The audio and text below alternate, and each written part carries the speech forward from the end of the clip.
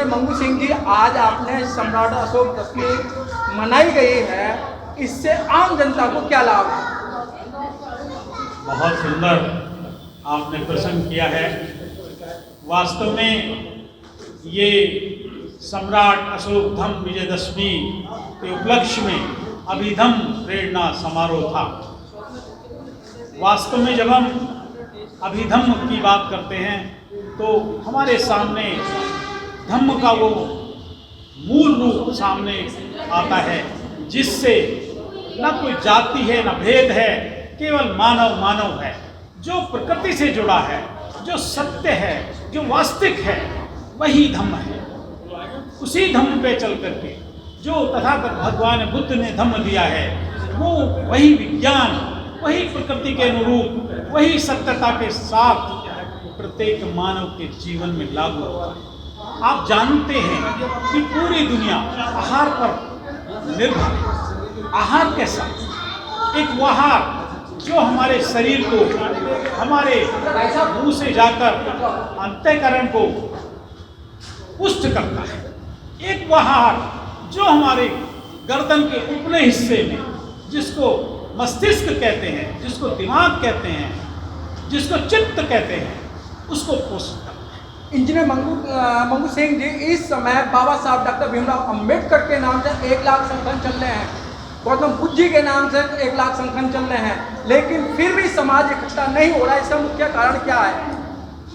इसका मुख्य कारण, जब हम इस पे बहुत मंथन करते हैं, एनालिसिस करते हैं, तो एक ही कारण नजर आता है कि सभी लोग प्रयास कर रहे हैं, सभी अपने स्तर से कार्य कर रहे हैं, लेकिन वो ये नहीं समझ रहे हैं कि जब बारिश की बूंदें छोटे छोटे रूप में भी गिरती हैं और लगातार गिरती है तो बहुत बड़ा सैलाब पैदा कर देती है। वो इस बात को थोड़ा सा समझ जाएं, मैं से हम हो जाएं, तो निश्चित तौर पे ये छोटी छोटी बूंदें एक बड़ा सैलाब बनकर बाबा साहेब के मिशन को, भगवान बुद्ध के धम्म को जन जन में उतार सकते हैं, जन जन में पहुंचा सकते हैं। और ये क्रम आने वाले समय में आपको निश्चित तौर पर दिखाई देगा। भारतीय बौद्ध महासभा की जिला शाखा प्रयासरत है कि सभी संगठनों को एकजुट करके एक साथ, हमारा उद्देश्य एक है, हमारा रास्ता एक है, फिर हमारी दिशाएं भिन्न क्यों? इसलिए हमारी दिशाएं भी एक होनी चाहिए। इस क्रम को हमने आरंभ किया था, कोविड की वजह से कहीं धीमा हुआ, लेकिन अब कोविड का जैसे जैसे प्रकोप कम हो रहा है, वैसे वैसे हम इसे वास्तविक रूप में डोर टू डोर जाकर के, घर घर जाकर के, जन जन तक इसको फैलाएंगे। सभी संगठनों को जोड़ने का प्रयास करेंगे। जिनके मनों में कई दुविधाएं हैं, उनको भी कोशिश करेंगे कि वो मैं, अहंकार को छोड़ करके हम हो जाएं। इंजीनियर मंगू सिंह जी, आप कह रहे हैं कि बौद्ध धर्म का प्रचार होना चाहिए, बौद्ध धर्म में सब लोग आने चाहिए।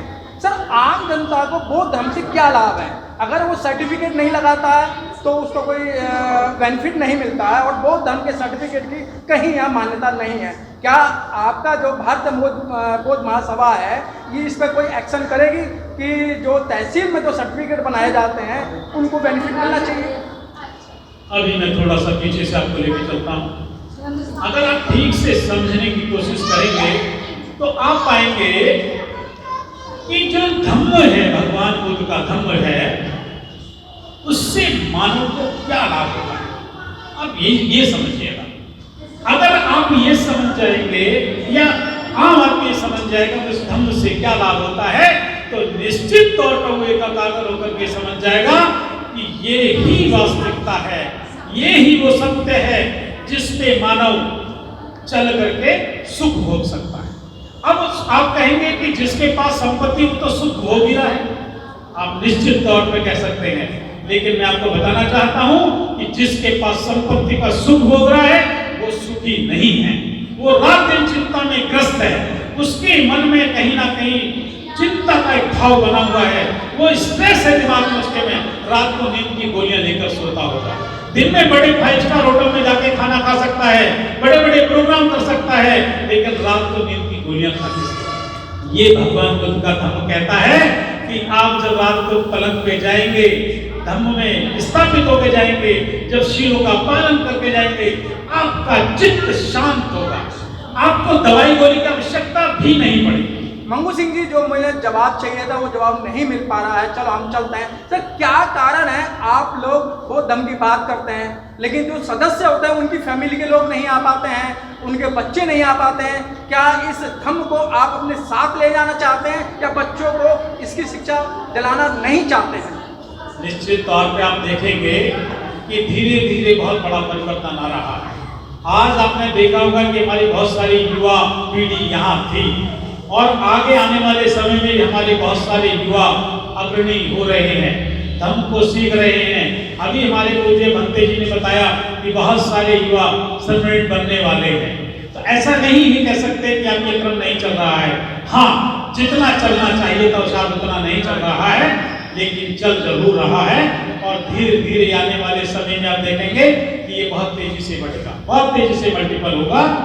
अभी इसलिए नहीं दिखाई देगा कि उसका रूप छोटा है, लेकिन जब हर घर में ये होगा तो ये परिवर्तन दिखेगा। अब आज देख रहे हैं हमारी कितनी सारी महिलाएं खड़ी हैं। अगर महिलाओं में परिवर्तन आ गया तो हमारे घरों में परिवर्तन निश्चित आएगा, हमारे युवाओं में परिवर्तन आएगा और उसी दिशा में हम सब लोग सक्रिय हैं। आप आने वाले समय में इसका बदलाव देखेंगे।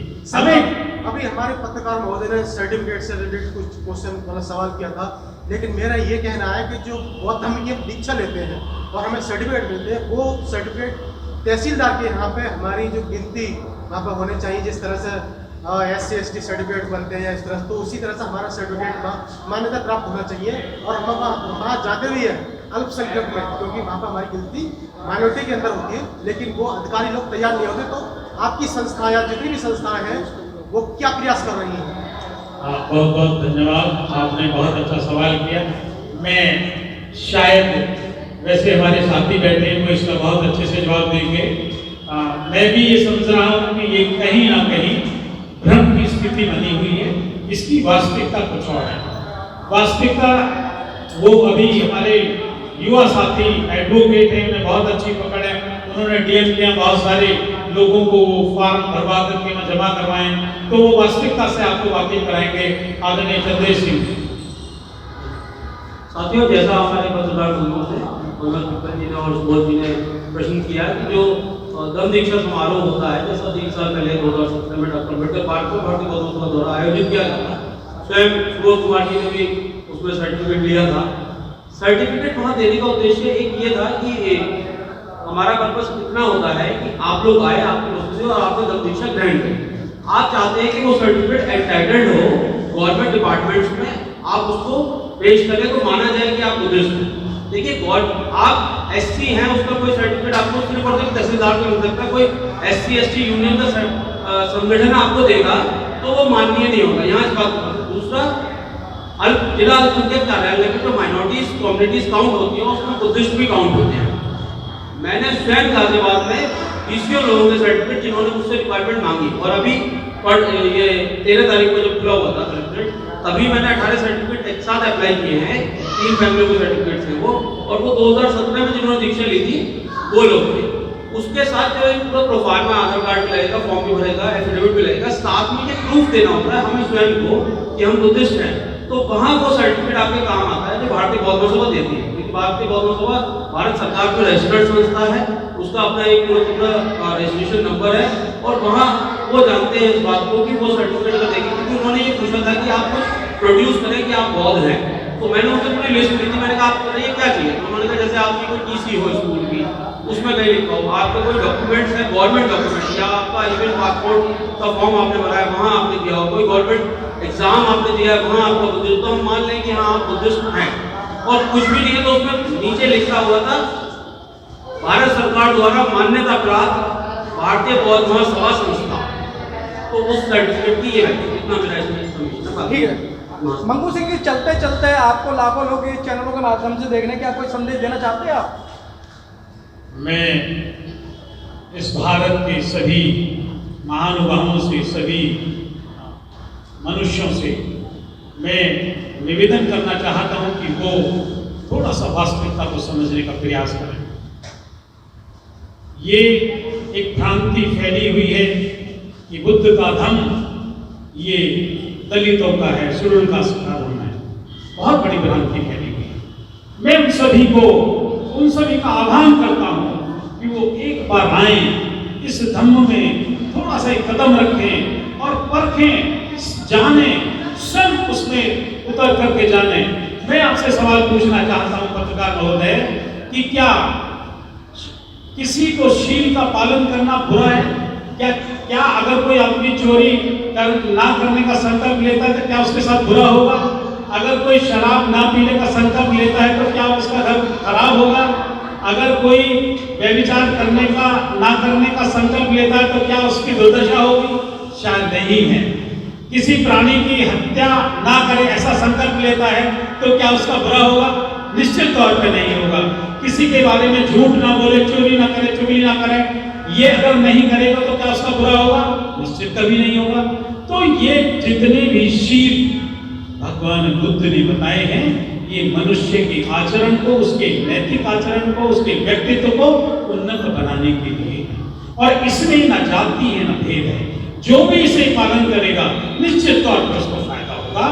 ये अंधविश्वास अगर वास्तविकता को आदमी देखने लग जाएगा तो अंधविश्वास स्वतः दूर हो जाएगा, उजाला हो जाएगा तो अंधेरा स्वतः दूर हो जाएगा।